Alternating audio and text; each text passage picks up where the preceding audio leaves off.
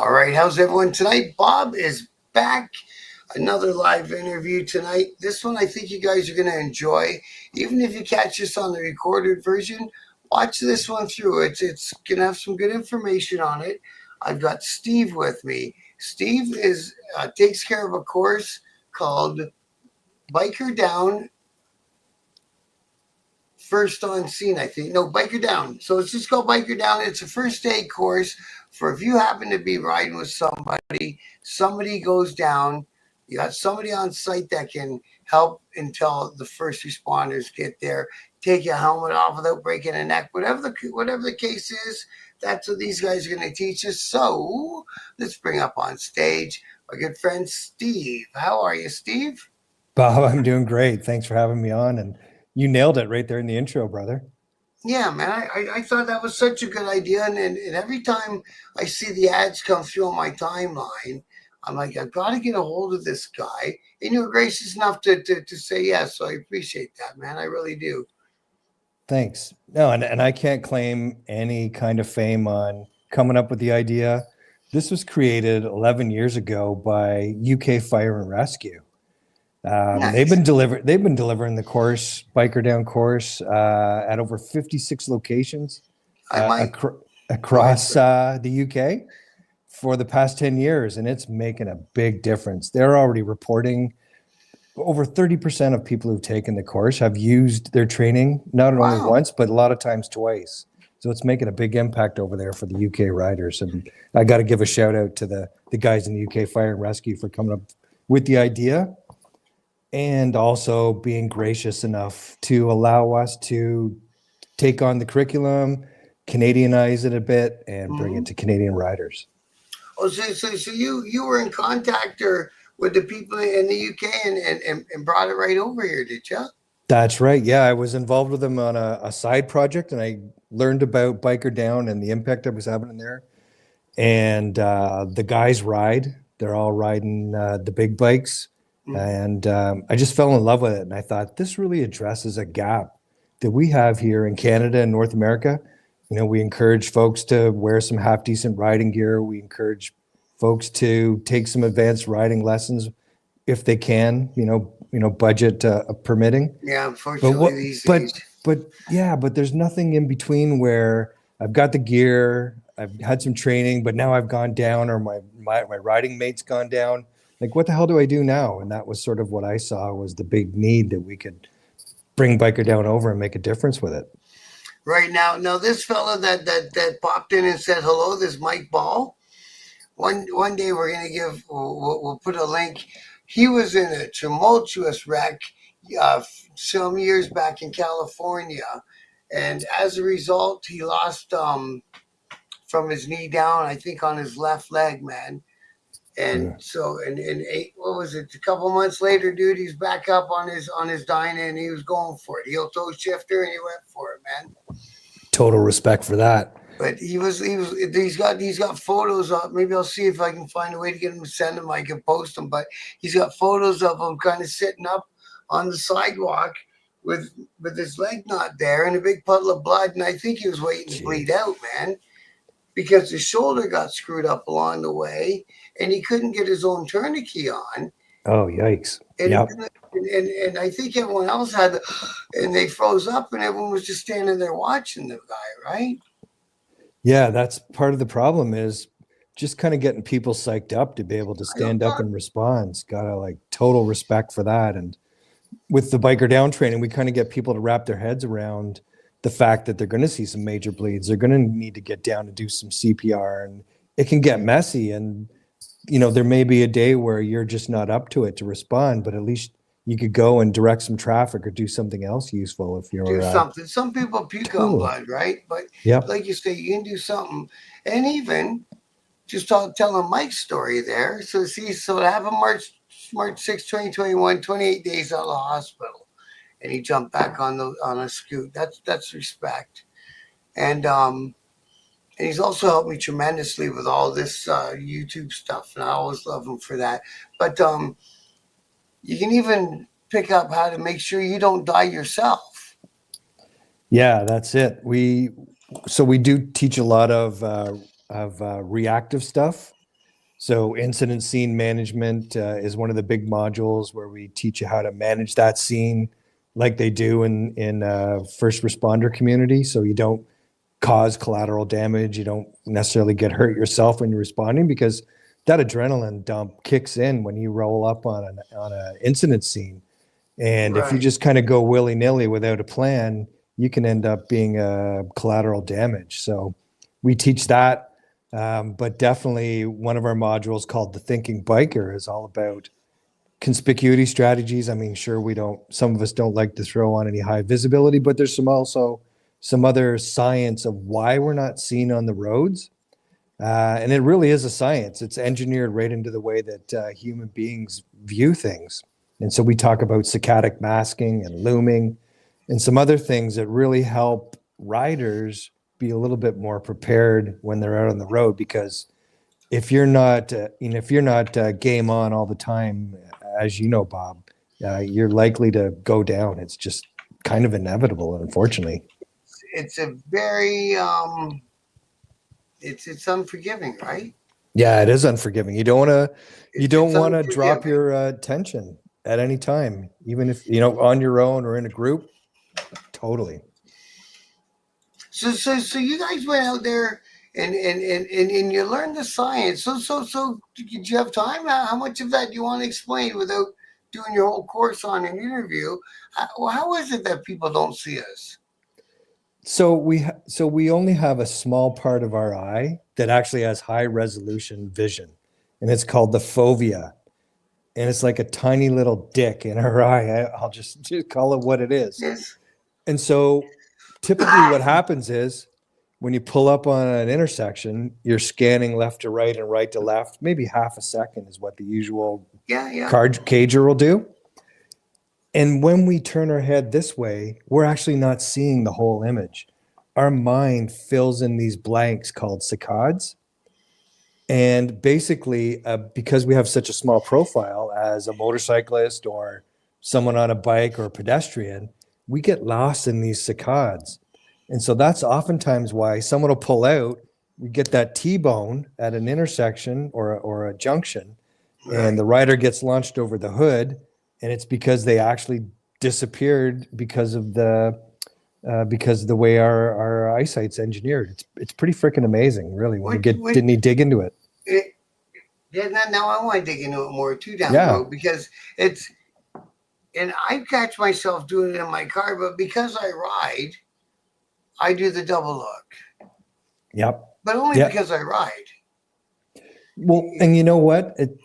It's a great point, and we're talking to the folks that train young car drivers to see Hmm. if we can incorporate some of this science into what they teach to the new drivers, Right. because we do that quick look. We don't account for pillars or That's what I was big going to say. The mirrors. window pillars, you lose stuff in the window pillars all the time. Absolutely, man. And so we actually have this amazing video called The Thinking Biker, and we dig into and show bikers about that. But really, the goal is, or part of the goal is that we need to be advocates for our own safety. So it's like, hey, I just went to Biker Down. I learned about saccades. I learned about pillar interference and everything else. So Let's have a little is that lesson. true? Our brain fills in that pillar with what it thinks is outside. Our brain tricks us every time, man. It just fills in what we think it should be seeing, and it's worse when you're in your own neighborhood, because you're Right. so You're comfortable, right? familiar. You've seen it a million times. You're like on cruise control in Yeah. the cage. Like I do it all the time, but because I'm a rider, like you're saying, Yeah. like I take that extra time, I take that extra effort, because I don't want to be that guy that takes someone out because I didn't pay attention. And I And mean, especially I don't care who's behind me. They can wait a couple extra seconds while I do my thing. exactly, honk your horn. We'll get it through it. Yeah. That's the other thing, especially when you get up onto a corner on an angle or something, right? And then you have to multiply that exponentially, I suppose. I know, but back in the day, I used to live in the farmer community, right? Yep. And it was a road I drove on 1.5 million times in my life. and I looked to my right. I was in my car. I looked to my right and I saw two dots way down there. And I looked to my left and there was nothing. I went right again. Boom! These two bikes flew by me. Right. So you know Yep. they were only a couple seconds away from me changing what pedal I was stepping on. Right? Absolutely. And that's something, and that's another thing that comes to the science part of it.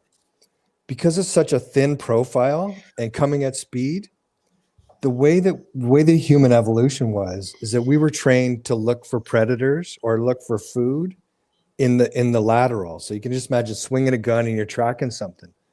But the way that we don't gauge speed correctly, or the rate of coming towards you, is that straight on. So when we look left and something's coming quickly, we can't gauge how fast that damn thing's going. So it's human evolution. It's really crazy, and it really explains everything. We could be teaching this to 15-year-old, 16-year-old Thanks, kids who are Carney.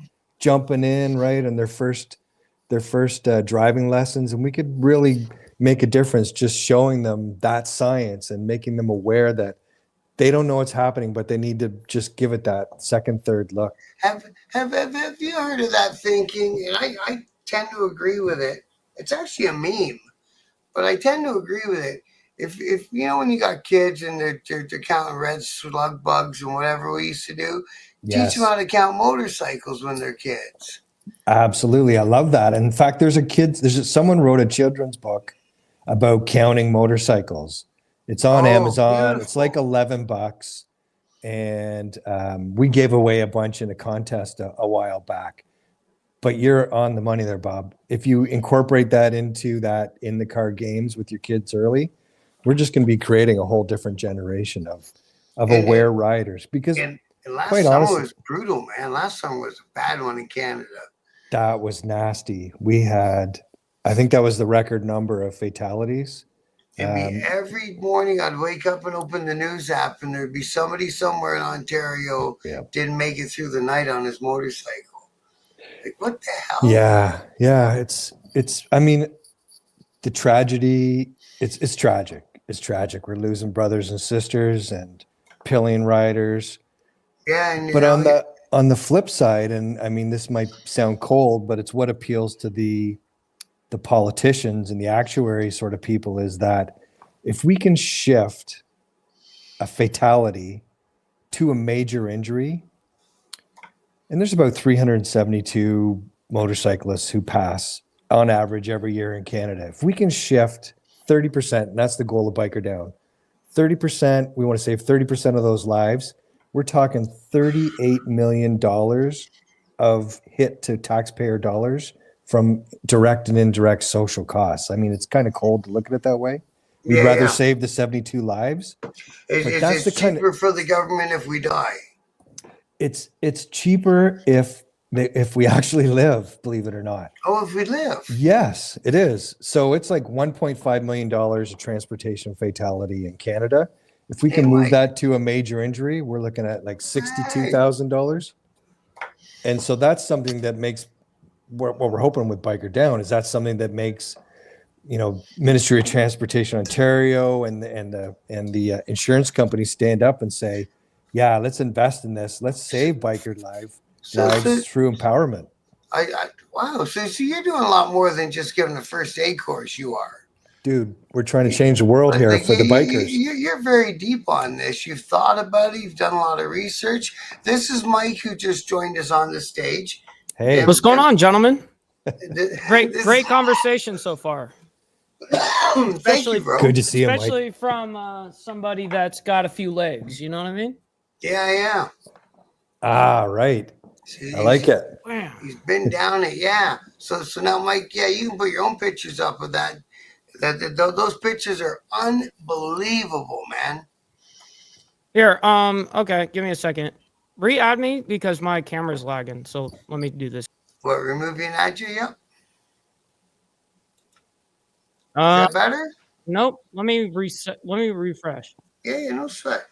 So, do you work in with these other, like the Abate guys and the Harley's owners guys and the Bikers Rights Ontario guys and Choo Choo? Are you starting to see if you can intermingle and help each other with this stuff too?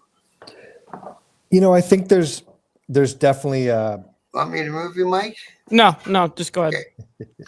yeah, I think there's definitely people are in different lanes, and I don't want to go into the biker right lane or like the one broken biker where they're trying to get good legal support and putting some money in the bikers' hands when they go down.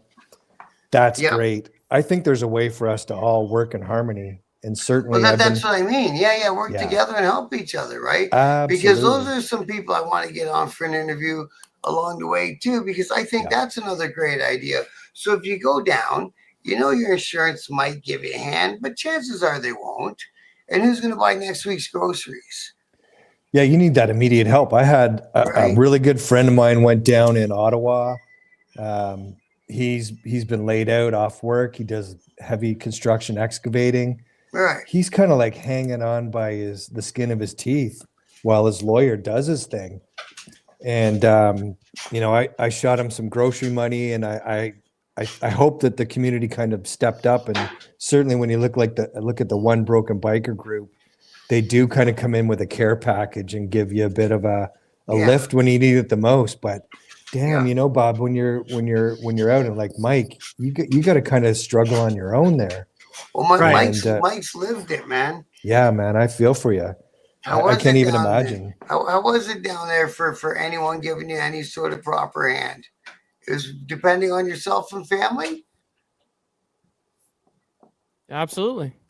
Yeah, that's what it was, eh? I mean, absolutely. I mean, listen, man, it's kind of crazy because my scenario was a little unique in a couple of different facets. The way I got hurt, and then when I got hurt, it was in the middle, March 6th of 2021. Want me to pop these up?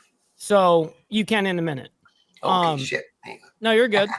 So what I would say what's weird about this whole thing was kind of the timing. I went into the hospital March 6th, and I was there for 28 days, and unfortunately couldn't have anybody visit me.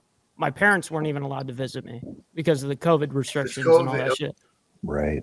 So you rely on FaceTime and shit like that. But anyways, it was even though I didn't have anyone there with me in person, man, not only my family, but the club, everyone was like super on top of it. I had different organizations reaching out. It was pretty incredible. And it gave me a lot of motivation, even though I had my own motivation, because they were asking me like, what are you going to do about I'm like, dude, I'm hopping right back on. And they're like, the nurses and my doctors, my surgeons and stuff, they're looking at me. They're like, dude, if you replay your whole scenario a million times over, you're dead a million times over. Like, now you want to go flirt with it again? You have to And I'm hop back like, on. I'm like, or so you're never what? gonna. So what? You know what I mean? Like, what am I going to do? Live in fear? I'm not going to do that, So it wasn't even getting onto the bike 28 days after the hospital. The truth is I wasn't like scared or anything. I was excited. Yeah. I would have done it sooner if I wasn't in so much pain. The whole thing was I had just gotten a brand new, well, it's not even brand new. At the time, it was a test socket. That's what they're doing to test how big your leg is, what can fit in, blah, blah, blah. And I just couldn't wait my turn. I wasn't even supposed to leave the hospital with it. And they're like, well, we're going to let you, because you're real active, we're going to allow you to take it home and blah, blah, blah. Well, as soon as I got home, I was riding, you know what I mean? With that thing. But you can go ahead and show that real quick. That thing? Like. Yeah. So what do you think of this course that Steve has going down here? Oh, that's awesome, dude. Like anything with like biker down and stuff like that. Like, I think that's great stuff. So this is before the accident. That's during. Yeah, that's that picture I was telling you about, Steve. Yeah, that tells the story right there. It's almost like you're waiting to fucking die, isn't it? Yeah, that's messed up. Glad you're with us, Mike. I appreciate that. Thank you. And that was when I walked out for the very first time. That's like a glass / like rubber kind of material. It's not even a permanent leg theoretically. Yeah. Oh, I see. That was just to get you mobile. Yeah, that was just to get the feeling of it. And then this was my first permanent leg, which is the one I showed you guys. That's when you this show one us all right the here. time. Yeah. Yes, that's the one that I show all the time. But I outgrew that theoretically, and now I have a different one, which is this one now. This is the one I have now. I like that one. That one Yeah, looks pretty this cool. one's sick. It's got like hydraulic hoses and shit, you know. So to throw your foot forward, Nice. you gotta flip your hip What do you mean? to get your foot when it's Oh time. no. So that's with people that have it above the knee. Okay. I have a below the knee. So for me, I'm lucky in the aspect that I still have my knee. Otherwise, I would have to do that kind of movement in order to even get the knee to swing out. Now, luckily, I don't have to do that. Regarding riding, it's not like people go like, "Oh man, did you have to get like some special hydraulics to change your gears and shit?" Like, I'm not doing none of that. You know what I mean? That's the heel toe answer. No, man, we still riding for real. You know what I mean? You know, you could probably hook your toe under that shifter and lift up if you had to, couldn't you? See? It's easier. It's easier heel toe though. Yeah, that's the heel toe right there. Yeah. You'll see me shift right here. Yeah, 3, you're good to go. 2, 1. You're There he gonna see goes. it right there. Boom. There he goes. Yeah. And you know I what? like it. Since the first heel toe shifter I got, I've never bought a bike without one because I'm too lazy. Now that's too much, Bob. That's too much. This was on the way to Vegas. Shit. Nice one. Yep. But Now anyways, listen, after all that crashing shit, is that how you ended up starting to get into making your own biker-related channel? Because you were already doing other stuff, right? yeah. So I just hit my 18th year live streaming December. So it's like, man, like I started on something called Justin.tv in 2006. And then it got bought out later on, like years and years later, by Twitch. Twitch owns it now. So then I was grandfathered into Twitch for years. And I once I quit video games and doing the live streaming and that kind of aspect, that was in like 21. Right before my accident. I would say maybe even in 2020. So it's been a minute. Yeah, and so I quit then, and then I came back, Yeah, there's your Steve over there. and then I came back. So, but the thing is, I never had a YouTube channel, and so Hollywood reached out to me around that time and said, "Yo, I want to do a podcast with you," and I said, "All right, let's do a show." You know what I mean? So we did a once a week show, and that's what you saw with Mike and Hollywood show. When I met you guys. Yes, that's when you met me. It was during that time. Yeah. So isn't that crazy? Cool. Yeah, man, that is pretty cool. Because you know, it's just watching everyone progress in their own way too. Totally. Yeah, I mean, I think pretty much everybody since that time has progressed, and I just love watching it happen. Yeah. No, it's been a great ride, hasn't it? Totally. And all the friends you make along the way. So, Steve, if somebody's, let's say it's just a club, like, do you have like a mandatory amount of people that you need to have participate before you go out, or how do you work that out? Yeah, so because it's actually a for real Canadian Red Cross certificate, Mhm. and they named it the Biker Down First Aid for Motorcyclists, which was kind of cool because they've never actually incorporated another entity's name in a certificate. Okay. We have to follow the Canadian Red Cross regulations. So Sure. if you come to a Biker Down course and you're getting taught, that person is cross-trained as like a for real first aid instructor from Canadian Red Cross and on the Biker Down side of things. Okay. So with that in mind, we have a student to instructor ratio of 18-1. That's Wow. the max we can do. Because the instructor actually has to observe the helmet removal, the rollover, the CPR. Oh wow. Everything's stopping monitored. Yeah, so it's, can you stop a major bleed? Can you deal with shock? So we have this specific criteria. And you got to check the boxes as a participant because you're getting a real 3-year certificate from the Red Cross, which is a good thing because Absolutely. Yeah. when we first looked at bringing this over, Bob, the vision was, oh, let's, do it at the fire and rescue at the fire hall. And you didn't get a certificate, but you came and you learned some stuff from the pros. And then we realized that it added a bit of additional value or gravitas Yeah. to the training if there was a certificate involved. And here's the beautiful thing about it. As a Good Samaritan, you're legally able to respond and do what you've been trained to do as long as you can demonstrate that you've been trained to do that. So there's no blowback with liability and stuff. you got it. So let's say Mike is responding, one of his brothers has gone down, not breathing. Mike's got to pop the lid and get an airway. If Mike doesn't do it right, and in Canada we're pretty lenient in terms of the Good Samaritan laws, but he's good because he's been there. He's got the certificate. He's done his best. That's all we could ask of you. Right. If things go sideways, yeah, man, right? So if it went sideways, all good. At least you tried. So for me, that was like an incredible opportunity. It was a 3-year labor of love to win over the hearts and minds of the Canadian Red Cross.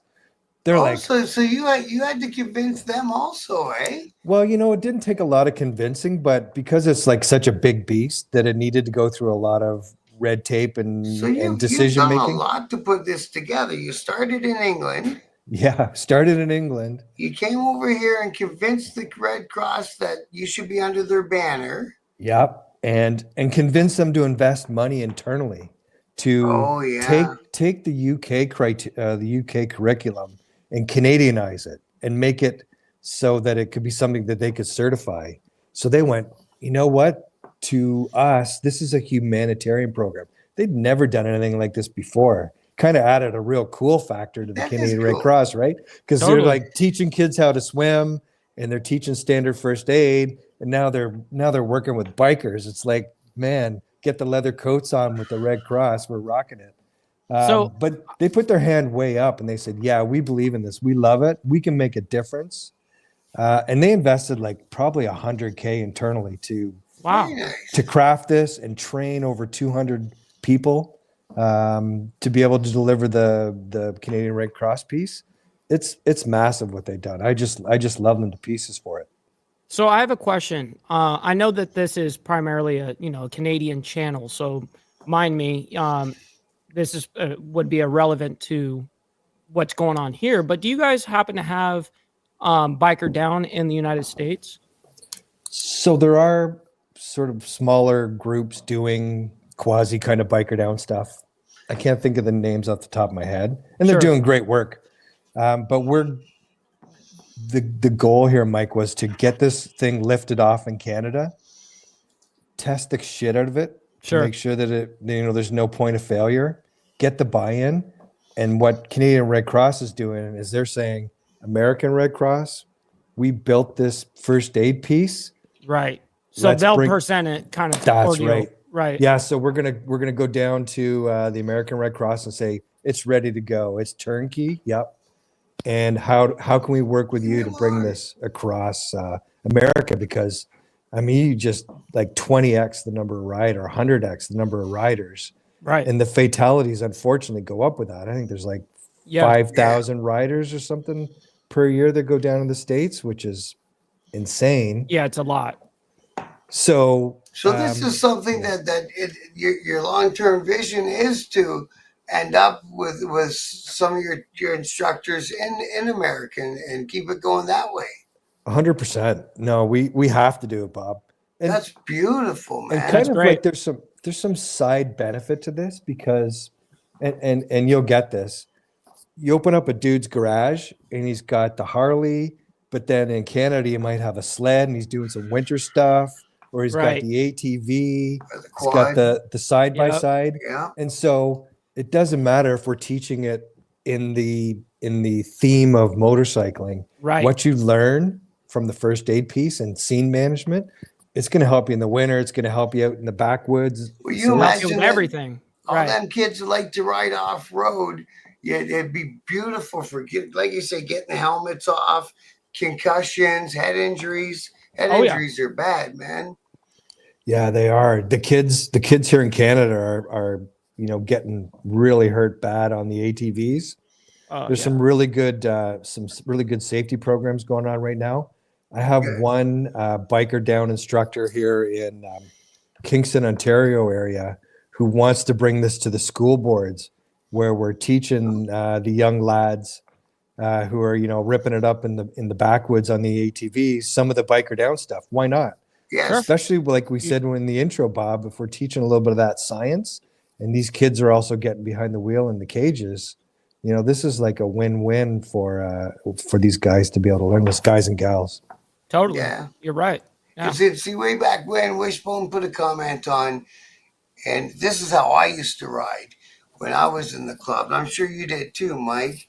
And so, large group of a club, 3 to 5 feet apart, doing 75 miles. That's how we used to ride. Oh yeah, we're not to butt at least 100 miles per hour. Exactly. Yeah. So you're riding by all your senses. You're hearing the way the bike beside you is coming up and down in volume, and all that stuff. But like we were saying earlier, if we can get back to teaching kids way back when they're little guys, instead of counting Volkswagens, counting motorcycles, then take it from there. You know what I mean? Yep. This is fantastic. I love hearing people take this kind of stuff serious. It's easy for us to go, oh well, that's you're just being too whatever. You're too safety oriented. It's like, no, actually, there's a lot to learn here. That it don't just think because it's got the word safety in it or whatever, first aid or whatever. No, man, you'll learn a lot of really valuable stuff that you could save. Maybe not even your own life, but somebody else's too. Yeah. Safety's never sexy. That's right. The problem, Mike. You're right. But you know what? We have, we're training on like private VIP sessions now. We just lined one up for the Harley owners group. Oh, cool. In London for Rockies. Good. We've got the leaders who we trained like 40 of those riders, female riders in Ottawa, Canada. And fun fact, one of the ride captains and safety officers for the leaders in Ottawa, she's actually the top military person in the Canadian first aid community. So the Surgeon General of Canada reports to her. And she came to our class. Reports to her, yeah. Wow. She's got the full guns. Cheers, mate. And so she came to the class. She was one of the first adopters. She reached out to me in 2020 when we first started floating the idea that we're bringing this over from the UK. And she said, I got to have this for my riding community. And she hounded me in a good way, pushed me to, succeed over the years. And I didn't know who she was at the time. I just knew she was Marilyn from the Litas. And she kept saying, Steve, where are we at? Where are we at? I got to get my ladies trained up. And finally, she was one of the first groups we did in Ottawa. And she had a great time. Got to meet her in person. I went to the session. Everybody had a blast. And I guess that's kind of what's the cool thing about the way that we deliver the biker down training is that it's not like a stale first aid course. It's people who give a shit. Everybody's in there like we're learning this stuff. Like I might be saving your life. You might be saving mine. Pay the fuck attention. Yeah, you really actually want to soak it all in. Like you're not just, you're like, man, I missed that step. Can you say that part again? Because I can't miss this, Yeah. It's totally that. It's not like you got to learn it for work and the boss said, go and learn this stuff. Right. It's self-interest. Which different. It's a differentiator. So we just tonight launched a Sault Ste. Marie, Ontario session, VIP for the leaders up there. Up there. What a fucking cold town. Right? So that's the fun part is we can curate these personal experiences for these riding groups. That's what I was getting at with that question was, is there a set amount of people you need in a class to come? Or Well, we'd like to have kind of like 12 just to make it work. A dozen, yeah. Yeah. And then but we run things as... how do you set up where you host the event? Like in a hotel function room or how do you do that? So we have training location partners in most big cities and we're slowly adding them on like Sault Ste. Marie, and then we're going to have one in Nova Scotia and Edmonton's coming online soon. So essentially what we're doing, Bob, is we're bringing together that cool to group know. who wants to learn. And then we've got an instructor, and then we've got a location. So it's like all this coordination to bring it all and make it happen. So we might be doing it at a Harley dealer. We I might see be you doing do it that at in a, London a lot. You use Rockies in London. yeah. And you know what? I got to tip my hat to the Harley community. They got the biggest freaking hearts. They're like, yes, come in. We want to do this for the community. We want to be like on the leading edge of helping bringing the safety. So Well, the I have to last say one in that, London was free, was it not? At yeah, Rockies? Yeah, man. it's free. If you can, if you have the means to maybe buy a first aid kit or another little safety item that we have that fits under a bike seat, that helps support our operating costs. But if we don't want cost to be a barrier, so if you just want to come and you want to do it free, that's cool thinking right then there that's free. too. Yeah. You That's don't a want cost to that's a be good a way. barrier. That's a great way to support, though. You're getting something that you can actually use. That's great. Yeah, and Right. we're not, and so we're just running on a revenue neutral Mhm. perspective. The more people we can train up, it's just going to make a big difference. If we lose some money, that's cool. We have some great corporate sponsors on board. Oh, nice. Believe it or not, Tizo, which is a luxury Swiss watch brand, is one of our large corporate supporters. They're involved in the global road racing community. Kawasaki Canada stepped up and gave us a free motorcycle and a check. That's great. And they want to make a difference. And then we got the Harley locations doing opening the doors and opening their hearts. So it's like many hands, many voices to make this thing happen, including you, Bob, including you, Mike. Good, Like good. you guys are like, just the fact that you're sitting down and talking about this makes a difference.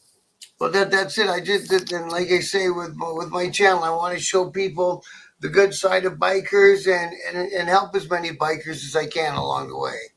You know what I mean? I don't got to teach them protocol. They know all that shit. I want to teach them stuff like this. You know what I Yeah, mean? that's true. That's true. They do know that shit. You know, it's Yeah. out on the internet already. You know. Yeah, Yeah, man. So safety can be cool. And you know, you open the paper or you read about, you know, the group ride and 5 people went down and it was a shit show. And right. what we want, I mean, ideally what we want is for folks to have a taste of this first aid. Maybe the ride captains or the safety officers are taking it up one more level and doing like a standard first aid where they know a little bit more about safety.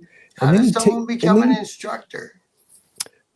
Yeah, so I mean, at the get-go, you got to already be a Canadian Red Cross instructor, and that means taking all the training, investing in yourself, doing the classes. So it's not Mickey Mouse. And Yeah, then that's high end right there. it really is. We have our trainer in London is an orthopedic surgeon. Our trainer in Saskatchewan. I need those people in my life. Dude, right? They're my best friends. Our trainer out in Vancouver on Victoria Island. She's the prime on the track day and the road racing first aid. And like then these you've got people the other girl in Ottawa.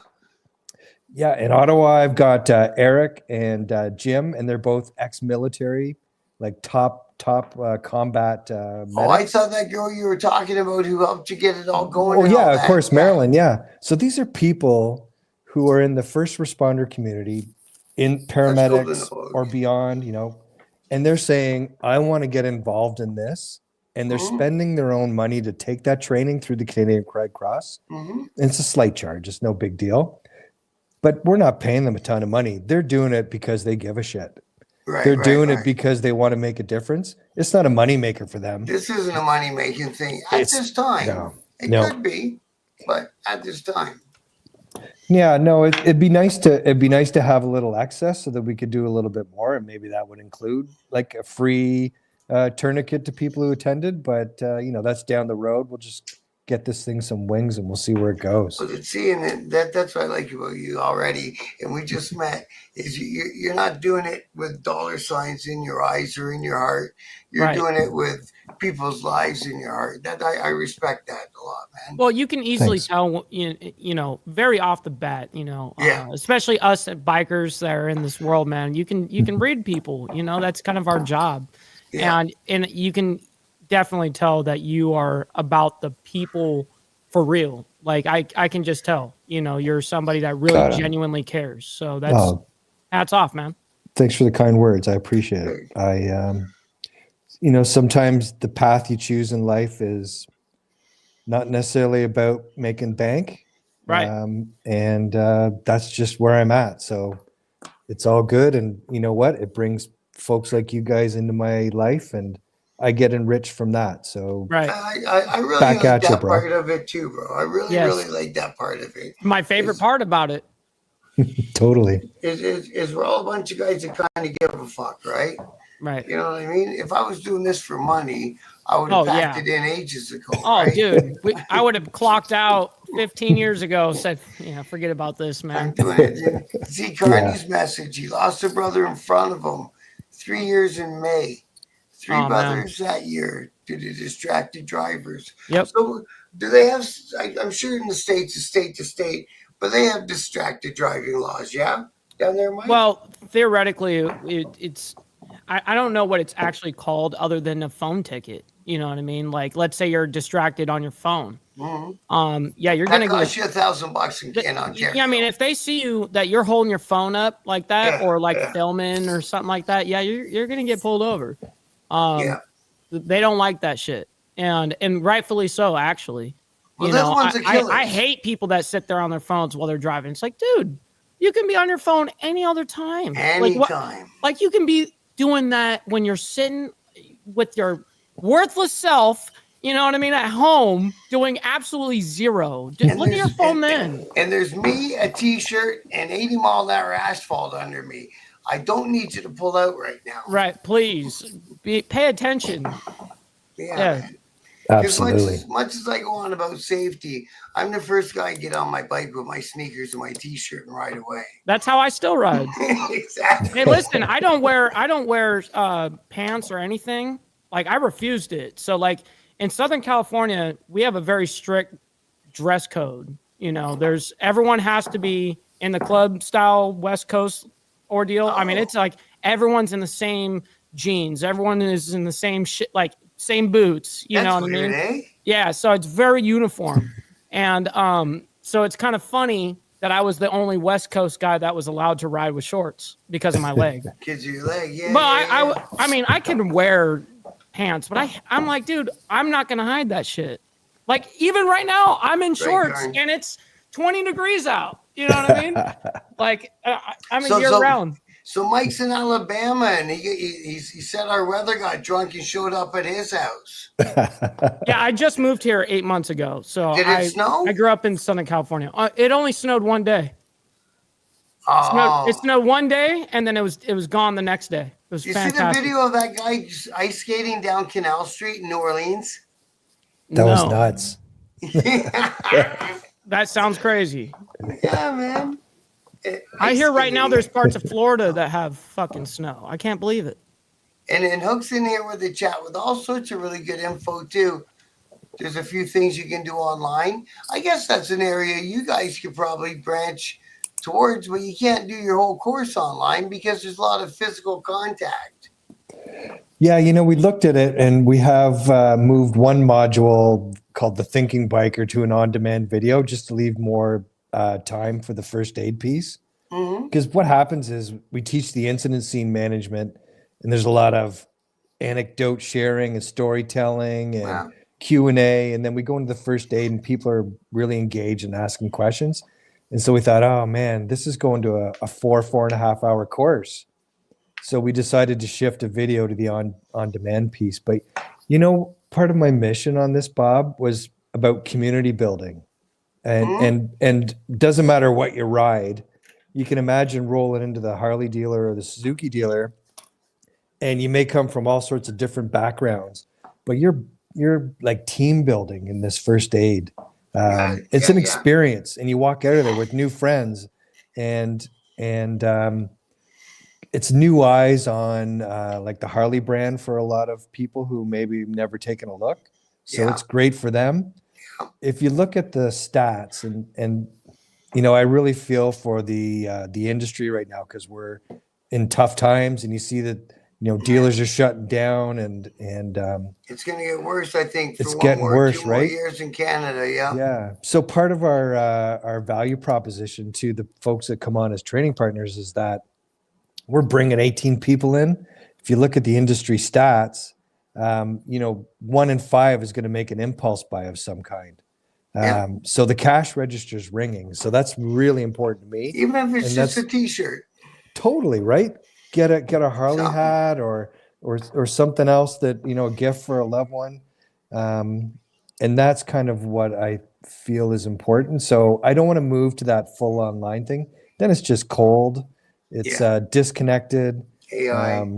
And for me, that was an important part, just to kind of build community into things. And something we've also done with Red Cross, and we haven't really announced it too much yet, but we've just created a new entity called, you might have heard of it, the 988 hotline for suicide hotline in Canada. Oh, no. So there's this you're new. getting involved in that? So the Canadian Red Cross, out of the goodness of their heart, agreed to donate 100 personal, it's called psychological first aid, caring for other online training courses. So Mike, you're a thought leader in your riding community. You probably run into some brothers where they're like going through a divorce or shit's going on at the job, and multiple times. If you're like a typical dude, you're like, nah, I'm just kind of burnt out, but that's not really the underlying cause. So what we're doing is we're giving this free training to thought leaders within their riding groups, where you can understand better how to engage your fellow riders, just to kind of help them talk it through and help maybe not get a resolution. Yeah, but communication's key. That's it. So the Canadian Red Cross has this program ready to go, and they said, Steve, we want to do like 100 free training sessions. You go ahead and give them out to people in the community. We'd love to help improve and save lives on the mental side of things, not just great. On the and so we're just rolling that out now. Bob, I'd love for you to take it, brother. You're a busy dude, huh? He just offered it to you. Yeah. Bob, I would love for you to. I'd love for you to take that course. I do stuff around here that I don't talk too much about. I help out a few guys around here that have problems in other areas, right? So I'm already up that alley. I'm all for it, bro. Good stuff. I want to shoot you. I want to shoot you that after we hang up. But now, there's so many different ways you can make a difference, right, in your community. And yeah. There's days where I wake up and I'm like, holy shit, what am I doing? I'm struggling. And just having some tools in the toolbox that can make a difference for yourself and for others is so empowering. Well, then, how are you, bro? Yeah. Yeah, you know what? I get that too, man. I wake up a lot of days going, holy fuck, how am I going to get through this one? But you got to do what you got to do and figure it out, right? That's no joke. Yeah, no joke. It's true, man. I ain't saying absolutely. That as a laugh. No, not at all, bro. But, there's not a lot out there. And especially in Canada, where everything's supposed to be free, that part of the coin isn't ever free. Yeah, I bet not. And the free ones you don't want to talk to anyway, right? Yeah, that's exactly right. They don't got no idea what the fuck you're talking about. Yeah, totally. Well, what I love about the biker community is that, like, we at the end of the day, we don't want to be told that it's dangerous. We don't want to be told, right? Don't do that. We don't do the stats. Just give me the tools so that I can take care of my own shit, take care of my own riding family. And if I know how to respond to the scene and preserve that life till the cavalry arrives, then that's all I want to know. Right. When you come to our class, we're not talking about, oh, you got a half helmet or you're riding a t-shirt or you don't have high vis. We suggest it in a video, but we don't give a damn. At the end of the day, we're all riding our own ride. We're doing it, yeah. And there's no judgment. Our lead trainer from the Canadian Red Cross, who created took the UK curriculum and made it into a Canadian format, she is hardcore Harley, and she will wear her half helmet into the grave, and she preaches. And I love her for the fact that she's just totally honest to who she is. Well, I showed you my lid. Yeah, man. There you go. Look at that. Well, that's the accident lid, isn't it, Mike? Yeah. That's the accident lid. I would have buff died. it. I That'll would have. buff out. This is a $1,300 helmet. And see, Dude. I've only ever ridden. I would have these. died if I would have had that on. That's Yeah. all I ever ride with. I mean, bro. I got hit at 80 miles per hour. Yeah, You know what man. I mean? Yeah, So, that's velocity. I went flying. So I got that and a T-shirt and asphalt, man. That's Yeah. me. Yeah. Right? And no I'm judgment. Kimber. If you go down, you deserve to have every bit of first aid that we can bring to bear. Right. You can't Doesn't matter. you can't let a guy, well, he was driving his car too fast, so fuck him. That's not how it works. So No. he likes fast cars. Big deal. Absolutely. You know Jesus. what I mean? Teach their own. Yep. Now, do you want me to pop up your website? Yeah. Sure. Yeah, we can take a peek. I'd like to see it. Yeah. It's That's up there, kind of yeah? that's kind of a shitty photo now that I look at it. You know where that is? That's at Honda UK's headquarters. And that's Really? like the managing director dude down on the ground getting his helmet popped off. And they had some crazy British TV superstar there that day and the founder of Biker Down. But I kind of love it because it's just strange and catches your attention, right? Yeah. Why is that guy riding in a striped dress shirt? It's boot shirt, man. Hey, is that the watch sponsor right there? I can see. Oh my God, Mike, that'd be so cool. Yeah, I'd that have would to- That's what I'd I'm have to saying. zoom- That's what I'm saying. Marketing 101. That would be Right? great product placement. Oh my God, yeah. So yeah, we're just trying to keep it simple. Yeah. No one has any attention span any days, and no insult to anyone. But it's like, here's what we're doing: 1, 2, 3. Manage the scene, first aid, pop the helmet. You get your Canadian Red Cross certificate for That's 3 quite years. a stat, though. 30% of people that have taken the course have used it at least once. Yep. Yeah, and not only on That's a the third of road, them. it's insane. Wow. They've been doing, like I said in the intro, 10 years, 56 different locations, including the UK police, the air ambulance guys are teaching this. It's like a cult. They've got their own cult over there. They had a waiting list of 5 years for people to take it. The UK guys are hardcore, I gotta admit. Oh, yeah, geez, and- I rode motorcycles with them guys on Harleys, Yeah. in Canada and probably in the States, too. Not in the UK. It's every man for himself, up over the fucking roundabout. Just go get a beer. Holy Christ. Yeah, no, it's great. And Jim, I got to give a shout out to Jim Sanderson, the guy that came up with this idea. There's a couple of our supporting partners Yeah, man. kind you of guys helping, did writing good some there. checks to help out. Yeah, Absolutely. totally. So Scroll doesn't up, matter. Bob, real quick. Up? Scroll up. I like that. Scroll up a little bit more. Right there. 30% of biker down Yeah. attendees report having used their training at a crash Right. scene, some more than once. That is a fantastic marketing right there, because that's huge. If that's 30% of the people that have Yeah. done this have reported using it. That's Isn't huge. that a wild stat, bro? That's huge. Yeah, and that was to seal the deal for me, Bob.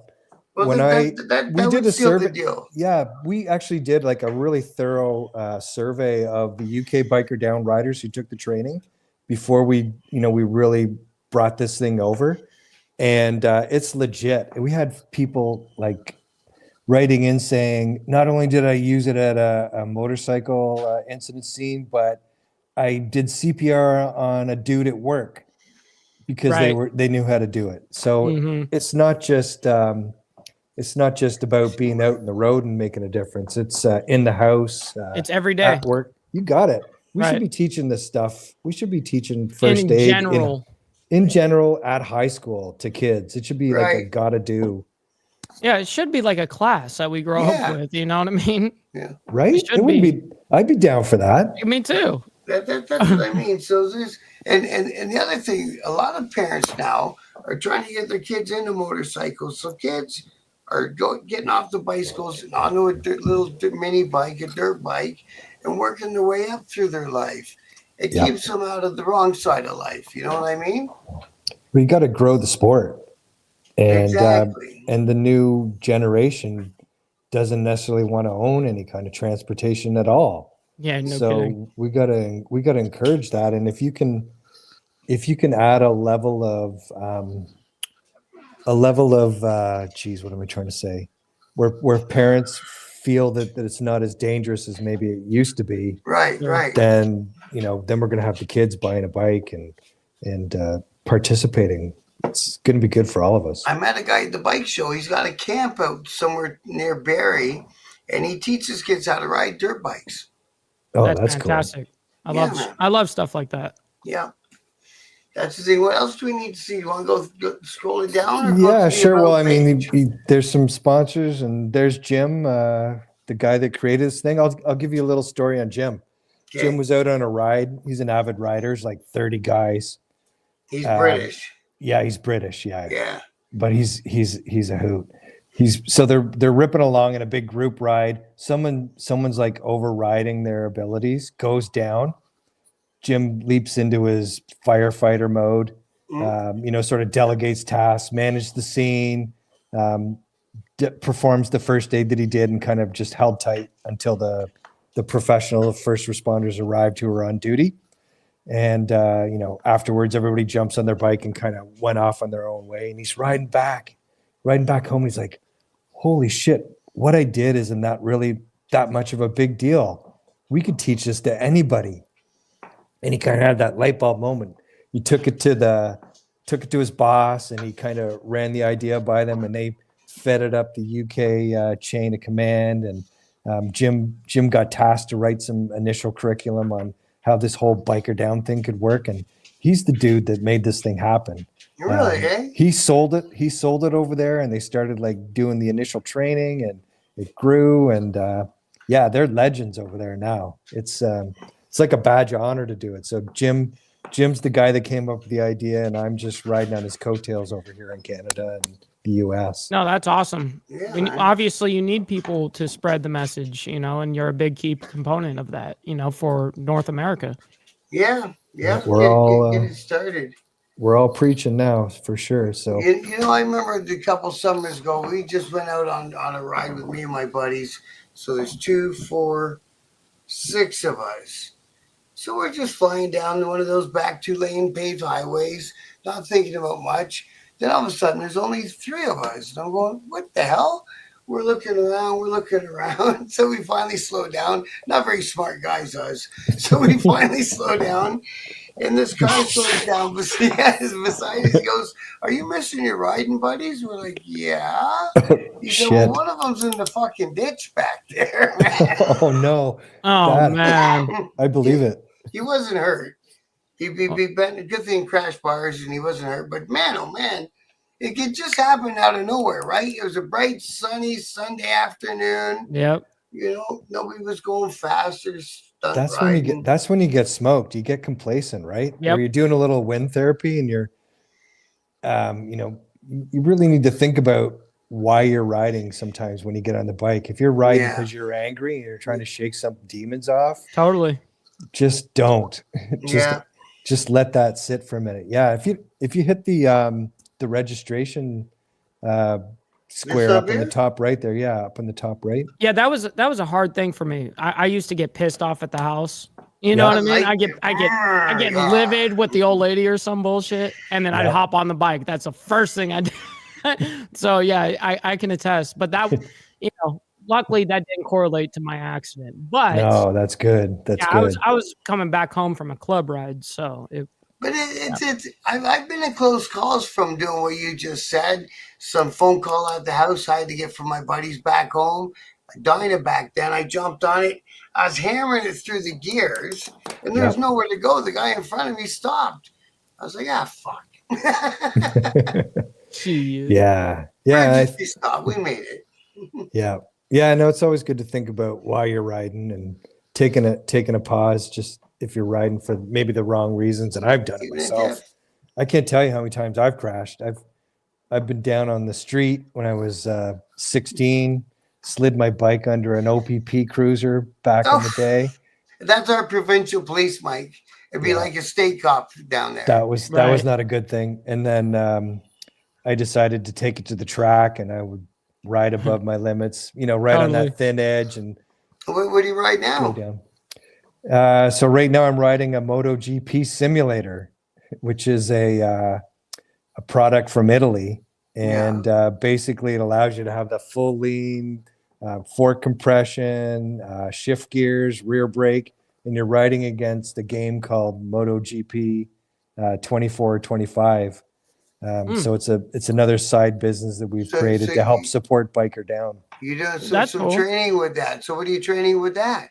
Well, it sounds really like training. it's a realistic simulator, right? Yeah, it's a really realistic simulator. Yeah, it's that real deal stuff. Yeah, you got it. So we actually bought a couple of these, and we use it to connect the brands that you saw, Kawasaki, Tizo, to the motorcycling audience. So Bob, if you come into the Toronto show there in February, mid-February. Yeah, I'm gonna come. I was at the last one, but I'm gonna come down to this one. We're gonna be there with our simulators and Okay. and basically letting anybody, whether they ride or not, throw a leg over the bike, get a knee down, have some fun, get a taste of it. See, I've never ridden that style of riding. Me neither.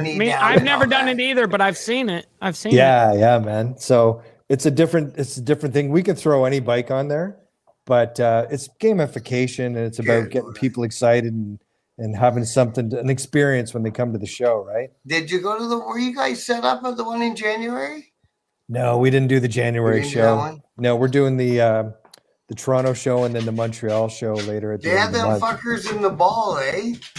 Oh, right. Yeah, that's so cool. Oh, my God. Can you imagine? I don't know. I really wanna. But Jesus. Yeah. Have you seen them guys in person, Mike, live and up close, the guys in the ball? Yeah, that's right. Mm-hmm. They're fucking wild, eh? Mm-hmm. You should do it. I would love to. And then they had these guys jumping off ramps, and it was indoors, of course. It's in January in Canada. And they were reaching up and touching the trusses, the roof trusses on the way by. I was like, no, that's for younger. Hey, I just like wheeling my Harley. That's it.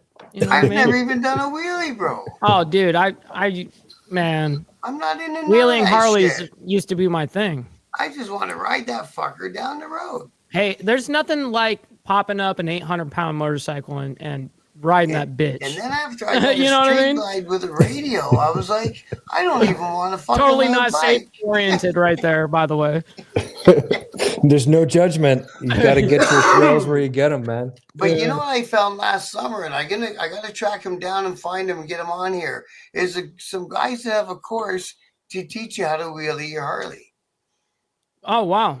It's a fucking course. They got some frames set up on yes, I've seen that. I've seen that on social media where you pop up an actual, like you have your dyno on there or whatever, and then you just pop on that thing and you actually pop it up and it locks you up so you can't like fall over, essentially. So they'll come and do it in the big parking lot one Saturday. Yeah, I've seen that. Yeah, man. Yeah. Yeah, that's cool.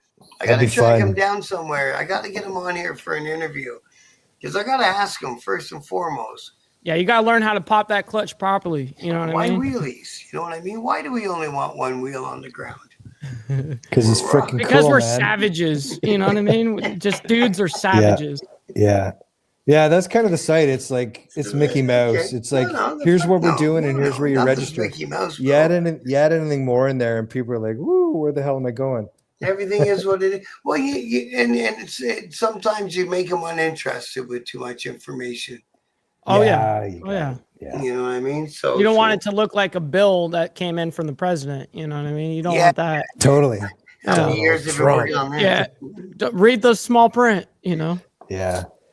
No, it's all good. We're excited. I mean, we're really just still in our infancy. And you're every day there's like already though, right? Are you in every province? Well, you know what? We're not what are you missing? We're waiting for we've got a lot of people down in Digby, Nova Scotia, where there's a big ass group ride. And then we've got a lot of people on the Rock, Newfoundland, who want to join, but the winter's just not the time to do it. So we're gonna fire it up. Fuck no. No, so we're gonna fire it up when it's like get on the bike and everybody ride in and have some fun, and then I found a couple of festivals, which I'm sure you found also on online out east, but I don't know if that's the kind of course I'd put into a festival setting. You know what I mean? Yeah, no, that's a good point, Bob. So it is lengthy, and we can only handle a certain amount.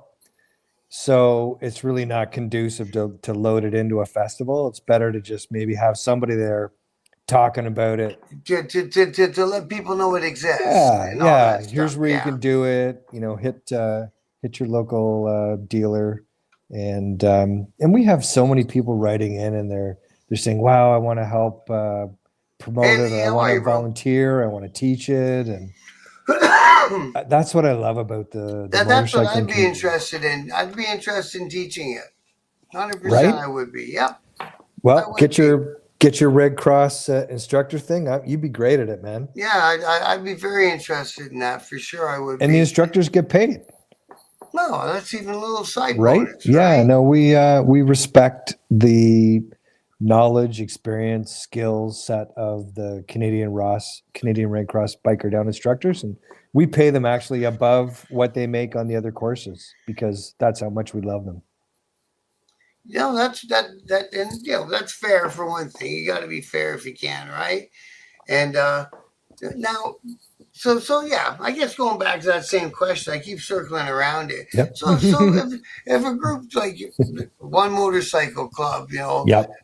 calls you up and says, "We got a dozen guys, we got a clubhouse with a big common room.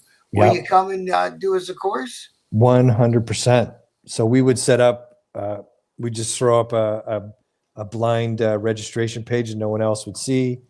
Everybody could just jump in because we need to capture some data to issue the certificates.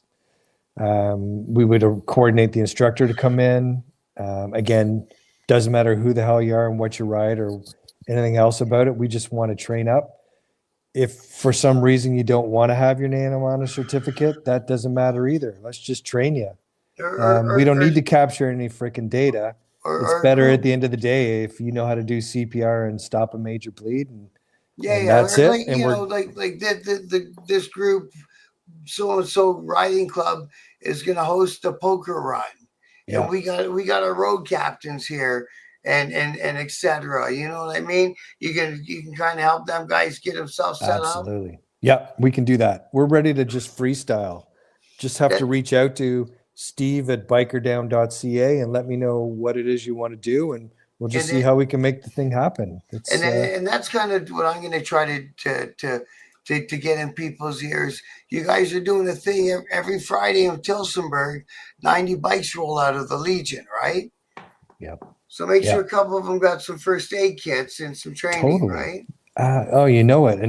And shit, folks are going down not because they're having an accident, because they're having a stroke or a heart attack or something else. Yeah, it can't be that. Yeah, it's right. So you're peeling off. You're the where the hell did Bob go? And Bob's back there. He's gone down, but it's not because he's overcooked the corner, and so that's part of it. And then, well, I thought I saw Black Dragon having a stroke live last week. Jesus, that was weird. But like you say, it's not always that the bike went down. No, or it could be you're tipping a pint at the pub, and someone goes down for whatever reason. I mean, CPR saves lives, no matter what. You might not be bleeding out, but right, could be choking on something. On something. You got it. Yeah, and then there's like a universality to it that I think will encourage some of the maybe the road captains or that certain segment of the riding community to say, damn, I had a really good taste of that. Now I want to do that full on 2-day, know everything first aid, which would be great. I mean, right. If we could have more, can you take more courses? You can take more levels? Yeah, absolutely. So it's not through me, but you could do Canadian Red Cross or American Red Cross. You could, spend a little bit of money, invest some money in yourself, invest some money. Maybe the riding club says, Bob's our guy. Let's all pass the hat and raise a few bucks because you're always out at the rides, right? Yeah. The other thing is riding groups could invest in a nice small portable defibrillator. And I know that sounds kind of, what? Yeah, that's what my head just said. What? If you've performed CPR, it's tiring. And sometimes you gotta shock the heart. yeah, you invest some money. If you're a riding group and you got some money and you feel that your fellow riders are worthy, why not pass the hat? Have a You can get defibrillator and a pretty small saddlebag. ones now, can't you? That'll fit in a hard bag. Absolutely. Oh, they're tiny. Yeah. Like Yeah, why would you not want charge to my invest in home. that? Yeah, man. Because No, that's a stellar idea. Like I say, yeah, man. just some See, simple things I'm, and like a really good tourniquet in case I'm, of Mike's situation. That yeah, totally. Yep, 100%. Yep. And it, what's crazy about it is the guy that saved my life because I couldn't do it myself. I tried, but my whole left part of my body was my shoulder was gone. You I know what saw I mean? that picture. Yeah, that was a Yeah, wicked scar. they reconstructed my entire shoulder, but zero pain and everything is great now. But yeah, I don't know, man. Like that's a crazy ordeal because the guy that saved me didn't even use a tourniquet. He used his own belt. Right. And but you knew what to do. he just happened to know what to do because his old lady is a nurse. Mm.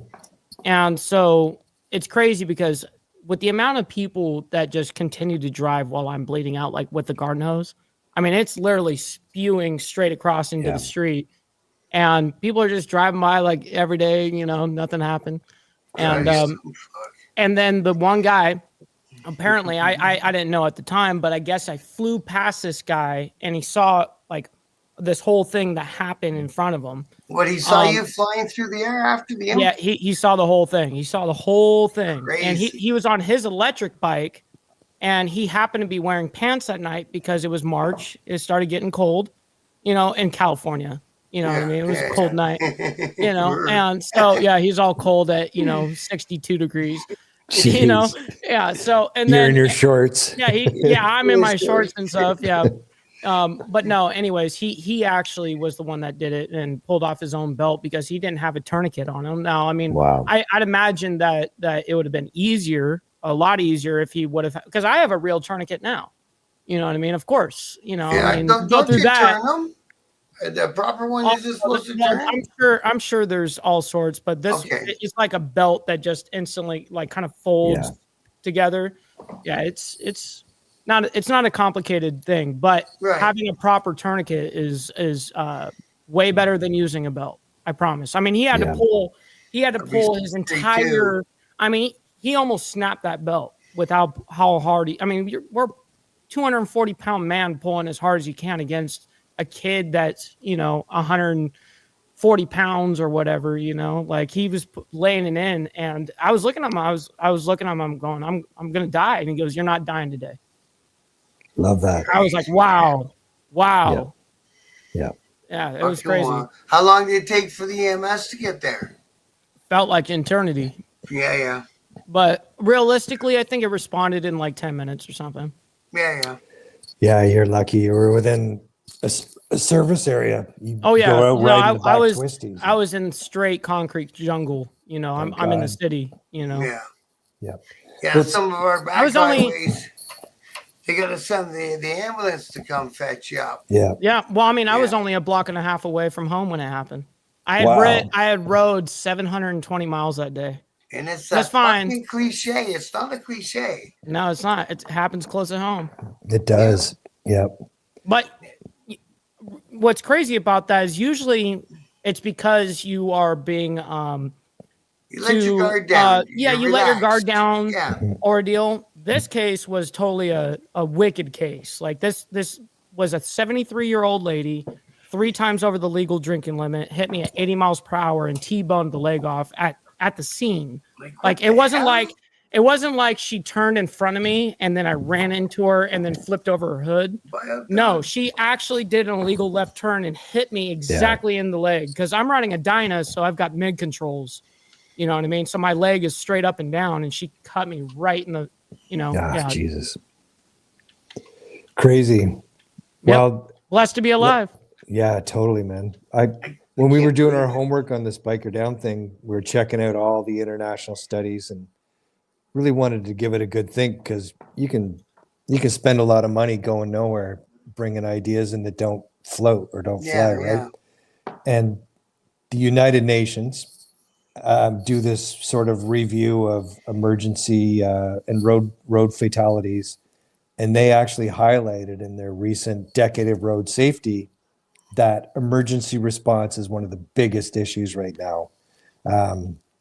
Partly because of COVID, because we had so Right. many first responders We burn out. lost a bunch of them. Yeah. We did. We really are down in numbers, and they did their studies and they said, you know what, an area of massive improvement is that emergency response. But how the hell do you make that happen? Like, how do you can't just all of a sudden layer in all No. kinds of new And it's first a 2 year responders, course in college the last time I remember. right? Because some guys I knew took it at Fanshawe. And it's a bucket of money to take it. And the money involved, of And course. it's a PTSD burnout job. Not everybody then- wants to do it. And so then when they hire you, they don't want to pay you jack shit. it's brutal. Yeah, And the so only way kinda that like- you're in it is if you have like a passion for that. it's you a know, passion, like yeah. yeah. And so It's that was crazy. part of what helped me decide that this made sense to train the average fellow or lady to be able to respond, because it's true, we got this massive drain of first responders in North America. I mean, we got to stand up for ourselves. So it was interesting to see that. I'm not a big United Nations fan, but when they're crunching the numbers and Me they're neither. showing you that there's a when they're showing you there's a gap, you know, you kind of got to look at the math, right? Like, Oh Yeah, yeah, yeah. absolutely. Yeah. Right. Follow the money. No, you know? I'm glad that you did all that. I'm still surprised that you just something that you picked up by seeing it in Great Britain, and you've taken all these big steps to get it to where it is. Yeah, huge steps. Yeah. And there's still more to go. I can tell that you still got more to go in your head. yeah, we got to hit every community, and we've, even if it's a pocket of, you know, a couple hundred riders, we got to get in there and maybe have like a SWAT team where we are able to deploy them in and get them trained up. You know, we don't want to leave anybody out in the cold. So I like that. yeah, it's I can tell from talking to you that you're planning your next step. What's your We're- next step? we're working at. You know what I would love?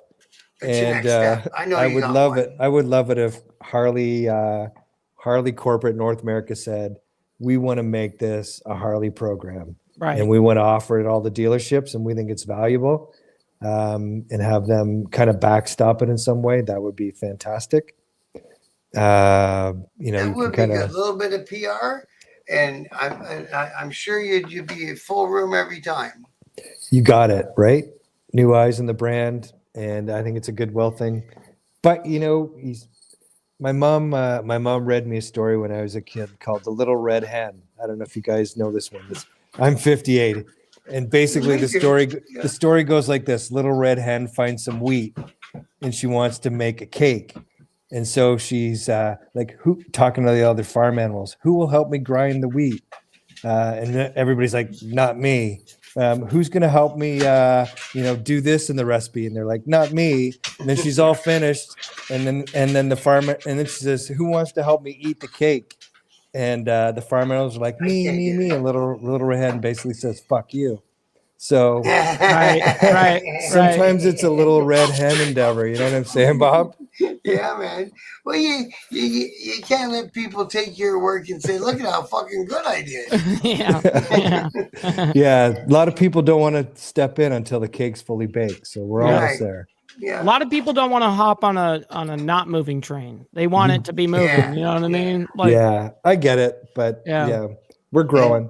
And Totally. when the dollar signs start coming into it, all of a sudden there's a lot more interest. Yeah, no, it's a fact for sure. Anyway, it's a labor of love, and we'll get there. Hey, man, I'm I glad appreciate that- you giving it some voice today, boys. yeah, that was Yeah, awesome. I'm glad that you're doing all this stuff that you're doing, bro. I really am, and I'm really glad that you said yes to the interview, man. I appreciate it. 100%. This is my first podcast. I said I got to do it with Bob. It's Bob or nobody. And That's then awesome. Mike's a bonus. Oh my god. Man, that was a good time. Yeah, That thanks was for a having me on. throw-in. Mike was a throw-in on that one. Yeah, I was It's a so throw good. in. But no, I inserted myself. You know, I was like, well, you know, I think this is, you know, something I could speak on. Yeah, no, you're I on thank you point. for joining me too, Mike. I appreciate that. No, of bro. course, man. Thank you, for having me, both of you guys. It was a good time. You know I how want your my contact interviews details go. later, Mike. Yeah. Yeah. Yeah. And like you say, you know how my interviews go. Oh, They're yeah. always going to be low key, We have a nice good time. conversation, little laugh, drink a beer, smoke or whatever. Yep. Yep. Just So, like my yeah, place. exactly, right? Just like you came over to hang out with me for a night. Yeah. So, on that note, if you want to use this video for anything that's full of smoking and whatever, you feel free, of course, right? You know that.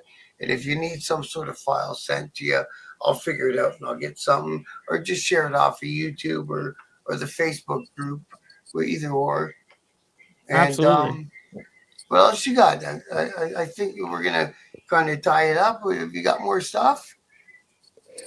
I don't. I think we've touched on it all. Let's just I think that was do perfect. let's do what we can to help each other out. At the end of the day, we're riding with each other. We're riding on the same great roads, or we're the first person on scene. Why would we not want to have some first aid skills to be able to help a fellow rider like Mike? You got to wear a belt. Right? Jesus, Yep. wear a belt, everybody. Right. God If damn Mike it. didn't Bare have minimum. that guy, if Mike didn't have that guy hanging around, he might not be sitting there talking with No, us. you're right. I wouldn't Yeah. be. And the Mhm. world You know, would be so- a shittier place without you, Mike. So No, I Me too. appreciate that. Thank you Yeah. for that. It's Appreciate a that. real thing, man. Okay, I want to thank everyone for Steve and Mike for joining me. That was a blast, guys. It's always a blast with you, Mike, and thank you, Steve. And hey, listen, bro, if you want to come on again down the road, you're always more than welcome. Okay. thank you for that. Much All right. appreciated. And everybody in the chat, love and respect to all of you guys. I appreciate y'all showing up. I love y'all for it. And at that one, we'll say goodnight. Night, Bob. Night, guys. Yeah, man, that was a fun one.